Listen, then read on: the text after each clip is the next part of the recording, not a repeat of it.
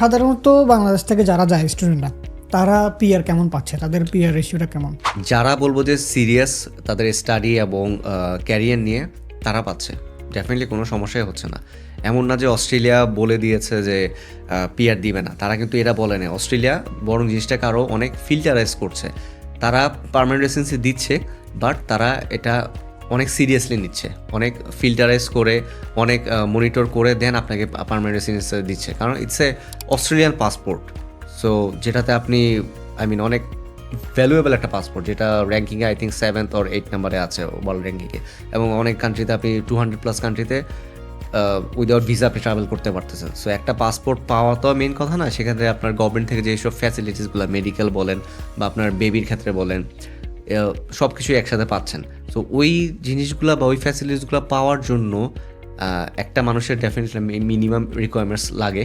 And এই minimum রিকোয়ারমেন্টগুলোই হচ্ছে Australian government চায় যে কেউ একজন নার্স থাকুক, আমার নার্স দরকার। যেমন কোভিডের সময় প্রচুর নার্স অস্ট্রেলিয়াতে প্রয়োজন ছিল, এবং ওই সময় খুব ইজিলি নার্সিংয়ে পার্মানেন্ট রেসিডেন্সি অনেকেই পিআর পেয়েছে, এবং সেটা কম পয়েন্টসে ছিল। সো ডিপেন্ড করে। আর ভুলের কথা যেটা বললেন আপনি, ধরেন আপনার কোভিডের সময় যারা পার্মানেন্ট রেসিডেন্সি পেয়েছে নার্সিংয়ে, তারা কিন্তু কোর্সটা আরও 2-3 বছর আগে থেকে পড়াশোনা শেষ করছে, কোথাও জব করতেছে, অথবা অন প্রসেস পড়তেছে। এখন সে নার্সিংয়ের থ্রুতে পিআর পাইছে, আমিও পাবো, এই জিনিসটা ভাবাটা রং। তখন ডিমান্ড ছিল, এখন যে ডিমান্ড তখনকার মতো এটা কিন্তু না। এখনও ডিমান্ড আছে, বাট তখনকার মতো নাই। এখন একটু কম, এবং এখন পয়েন্টসও আমি বলবো যে এটা 85 to 90 পয়েন্টসের মধ্যে আছে, কাট অফ পয়েন্টস পার্মানেন্ট রেসিডেন্সির জন্য। সো আপনি যদি চিন্তা করেন যে সে আমার ফ্রেন্ড কোভিডের সময় পার্মানেন্ট রেসিডেন্সি পেয়েছে নার্সিংয়ের থ্রুতে 70 to 75 পয়েন্টসে, আমিও এখন পড়ি, তারপরে আমিও পিআর পাবো। বাট আপনি পড়াশোনা শেষ করতে করতে তো আপনার ব্যাচেলার করতে তো 3 বছর চলে যাবে। দেন স্কিল অ্যাসেসমেন্ট আছে, আপনার আইএলসের ব্যাপার আছে, এখানে আরও 1 বছর। সো টোটাল 4 বছর আমি বলবো যে gone. So after 4 years same scenario থাকবে কি না, সেটাও একটা কোশ্চেন। যারা অলরেডি অন প্রসেসে আছে, বা যারা রিসেন্ট গ্র্যাজুয়েট বা নেক্সট 1-2 মাসের মধ্যে নার্সিং গ্র্যাজুয়েট হচ্ছে, তাদের চান্সটা তো অনেক বেশি আপনার থেকে। সো এই জিনিসটা আসলে লজিক্যালি একটু চিন্তা করা উচিত। ওকে, সাধারণত কয় বছর সময় লাগে পিআর পাওয়ার জন্য অস্ট্রেলিয়াতে? রাফ অ্যারাউন্ড এটা 4 to 5 ইয়ার্স কমন এটা কমন থিং। কারণ একটা ব্যাচেলার কোর্সই 3 বছর হয়, এরপরে স্টুডেন্টরা টেম্পোরারি রেসিডেন্সি ভিসায় যায় 2 বছর। ওই সময়টাতে নিজেদেরকে প্রিপারেশন নিতে হয়, আমি কতটুকু এলিজিবল। সো এটা হয়ে যায় 4 to 5 ইয়ার্স ইজি। বাংলাদেশ থেকে যাওয়ার সময় ওরা কি কি কমন মিস্টেকগুলো করে?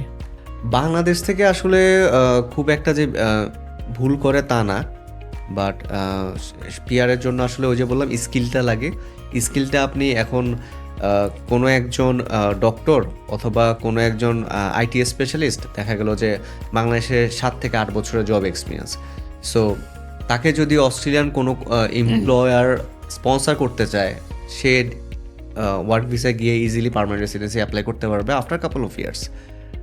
স্টুডেন্টরা যে জিনিসটা ভুল করে সেটা হচ্ছে যে, আমি বলবো যে তারা যাওয়ার আগে পার্মানেন্ট রেসিডেন্সি চিন্তা করে। আমি বলবো যে আগে আপনার অস্ট্রেলিয়ান স্টুডেন্ট ভিসাটা ইনশিওর করেন, then you think about your permanent residency.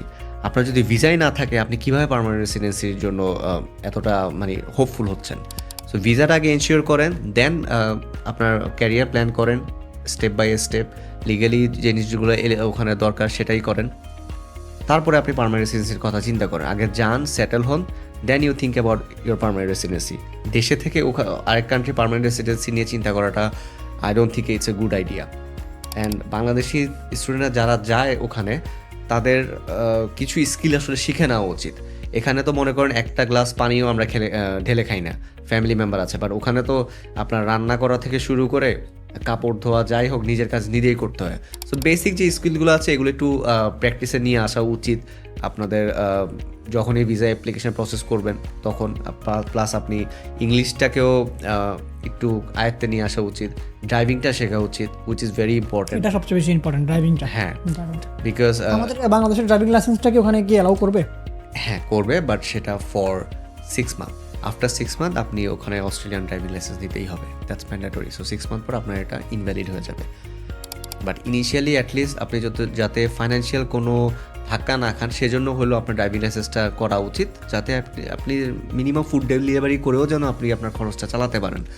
কারণ ফুড ডেলিভারি তো এটা এই জবটা তো কেউ কাউকে দেয় না, you just need to register yourself and start your work. So আপনি নিজের খরচটা নিজে চালানোর জন্য ড্রাইভিংটা করা ড্রাইভিংটা করা জরুরি।